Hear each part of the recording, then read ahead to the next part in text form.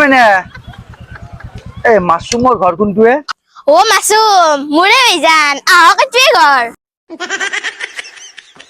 তই যি ৰিচাক ভাল পাই আছা তই ৰিচাক মই এটা ভাল ছোৱালী দেখি দি আছো। একলা ঘৰৰ এটাই পি 10 লাখ মান টকাও পাবি, এখন গাড়ীও পাবি, মাটি সম্পত্তিও নিজৰে হব। ভাই ভাল পাৱাৰ লগত এগিলা টকা সম্পত্তি নিমিলে। আমি দুও সঁচাকে ভাল পাওঁ। এগিলা কথা দ্বিতীয়বাৰ আমাৰ আগত কবা নাইবি। যান এ ৰিসা ৰিসা বাদ দিয়ে 10 লাখ টাকাও পাইছা হান গাড়িও পাইছা। ৰাচিকা তই এগিলাখান বুজি নাপবি, সৰু আছা। দে তই নৰা যিহেতু মই এটা বেলেগ মাথাই মাৰো ৰ।